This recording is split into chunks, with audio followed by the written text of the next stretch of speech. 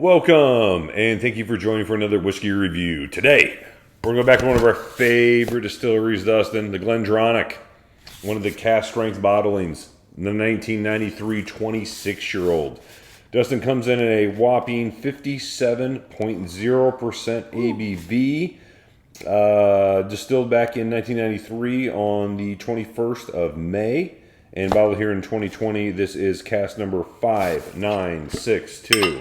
And before I forget, gotta say thank you to our good friend Keith at the Malted Man Cave. Thanks, buddy. For gifting us the rest of this bottle. Last time Keith was up here, we had a few pulls of this, and you know Keith loves these sherry whiskeys. Loves these Glendronachs. And he loves the Glendronach. And, you know, this is the old school Glendronach, it's the old distillate. Mm-hmm. Back before the new guys got involved, and back before they decided to make the worst whiskey decision ever and to start chill filtering. What a bunch of savages. Their whiskey, which, guess what, guys? We'll not be bringing you any review of a chill filtered Glendronach ever. Never. If not for no other reason, we're just not doing it. No, they can't be as good as the ones we've done. So we're going to focus on ones that we know are quality offerings. Yeah. So again, the Glendronach 1993 26-year-old. This is bottle 340 of 704. Man, I tell you what, on one cask 704, that must have been a big sherry butt right there. Sir Mix-a-Lot, man. Pedro Ximénez Puncheon. I like big butts. I cannot lie. No, we can't. Natural color, unchill filtered, Glendronach the way we like it. I gotta say, a little bit on the lighter side, Mike. It's fairly dark. Oh, it's fairly dark, but I mean, if you've had some of these, no, my just is PX. I don't know if PXs are darker than Olorosos or not. You know, that's a good question. But I've had some 26s that were just dark, but they were Oloroso. And I'm noticing lately, if you're shopping for Glendronach single casks, you're not finding a lot of older Oloroso casks these days. But the PXs are still around, so this is something, they're out there. In fact, we were originally going to do this in a Versus, but I drank the 26-year-old pick I had. Dustin, thinking of you as always. All right, let's get into this one. I got to back up. We'll get to it. I just haven't opened it yet. Dustin, I tell you what, I am so happy that Glendronach uses both Oloroso and PX casks because, as you know, I'm a big fan of PX. I remember one of my favorite Glendronach single casks was a 13-year-old. Yeah. That it was just outstanding. And that's the new distillate. That was Billy Walker's For sure. brain. For sure. So, I mean, either one of them really come off as just an excellent, excellent Highland, Speyside, non-peated, heavily sherried malt. Yeah. And I do believe there is a hint of peat in these older ones.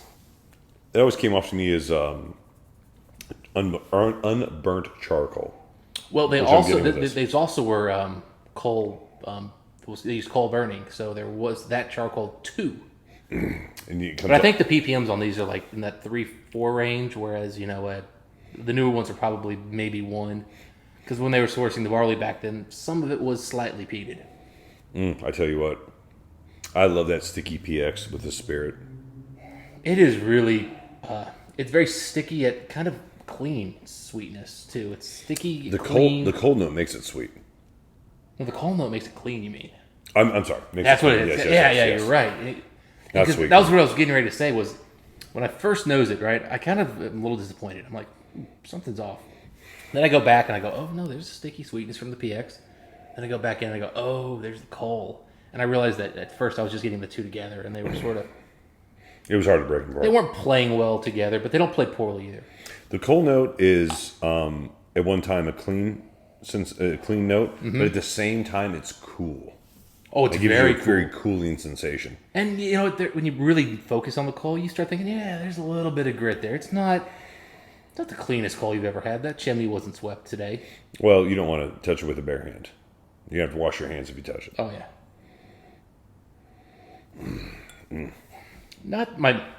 It's not the most aromatic Glendronach I've ever had, Mike, but it's very nice, well done. But the dark fruits do kind of come up in this one. I get a plum. A chilled plum, if you will. Yeah. Icy plum. I just got like dirty jam.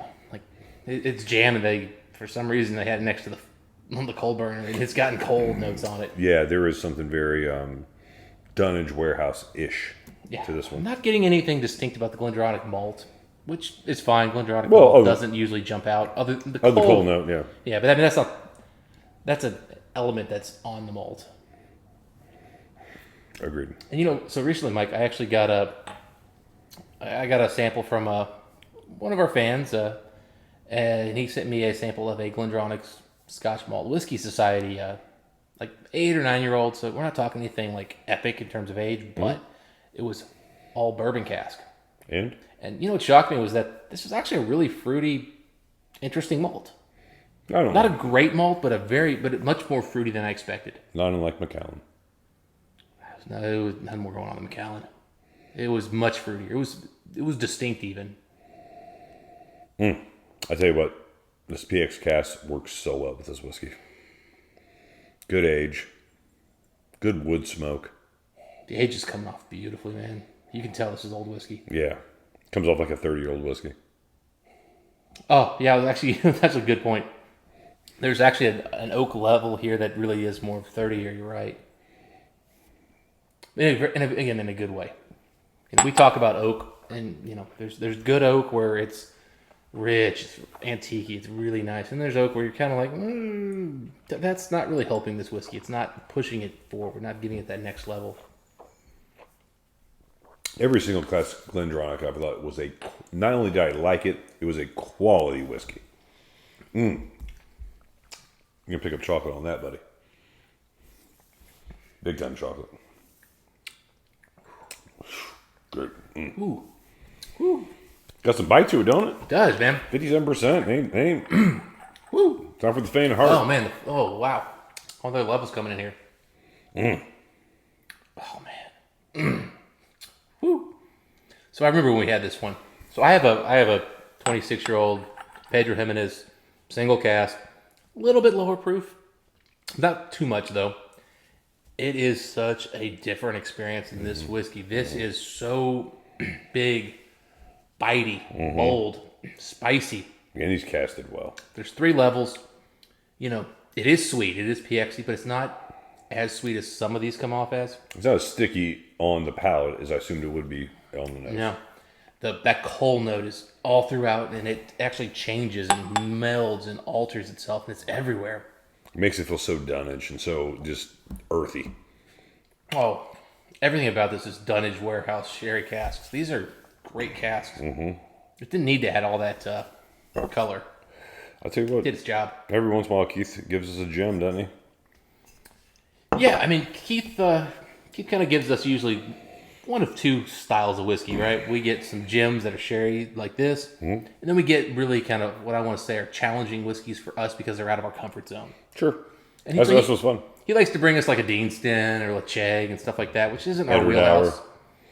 Yeah, I'm not a big Edgedower fan. But anyway, Balekin, actually, I thought that was kind of interesting, which is Edgedower's peated version. But yeah, so I mean, he brings us stuff, again, out of our wheelhouse sometimes. And then he brings us just a freaking sherry gem.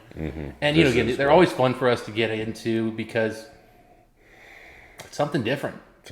And I have no idea where Keith got this one from. Yeah, I mean, it was an overseas online distributor. Oh, I'm sure, but I gotta say, this one gives me the sweet, and it gives me the coal, and those are the 2 areas where this one really focuses compared to other Glendronach. They're the pillar of this bottling for sure. Yeah. I don't get like tobacco notes really, which I get on some of these. Nope. I don't get some of the earthy notes. I do actually get some of the Glendronach malt that I've actually experienced it with just bourbon cask. Yeah, there is a bit of fruitiness. Yeah, there's like a little tutti fruity kind of thing that hits there just for a second. It's not big. It's barely in the background. There's some type of bubblegum note. And I would have thought in the past that it was just the sherry cask, but now I know that that's actually a little Glendronach playing in there. So good for them. Well done. Yeah. All right, so where are you as far as whiskey score on this one? So we just got into the nose with the water, just to give it a quick second, but nothing really changed for me. Look at the palate, real quick little taste here before I get the score. Sure. I'm ready to give my score. I'm at a solid 90 out of 100 on this. It's very good whiskey. It has transitions. Yeah. I could see an 89, but I'm going to say 90. I was thinking 89. That was my initial thought. But I think you made a really good point. The transitions. There's a transition from the upfront. There's another transition on the mid palate. Then you think you're getting the finish. Nope. The finish comes in on a 4th wave. And that, to me, is what really pushes this to a 90. I always struggle to go over a 90 on some of these, like, I agree. Sherried whiskeys. Even 89 sometimes is like hard score to go above. No, man, Unless they really have something cool going on. And that charcoal note and the malt is really just killing it. Yeah, this is something I want to come back to. Great bottle. Great bottle. Yeah, exceptional work from Glendronach. Mm-hmm. Whoever did the picking of this one, wonderful choice. Yep. Is this a Billy Walker or a Rachel Berry era? Do you know? 2020. So Okay, it's Rachel Berry. I mean, she picked it for the single cask selection. So hey, Rachel, glad you threw in the list. Yeah, solid job. Solid job. All right, so Dustin, we both on 90? Is that what we decided on? 90. So Yeah, we agreed for one time tonight. yeah, Nice. we haven't done that tonight so far. No, we haven't. We haven't even been close. 2 points. I'll hold on. Anyway, it's nice to come together at least on one. All right, so anyway, folks, this is the Glendronach 1993 PX cask, 26 years old, cask number 5962, distilled 21/5/93, bottled in 2020. If you guys had your chance to get your hands on this one, I'd like to know what you guys think. Absolutely. Dustin, until next time. Happy drinking. We'll see you then.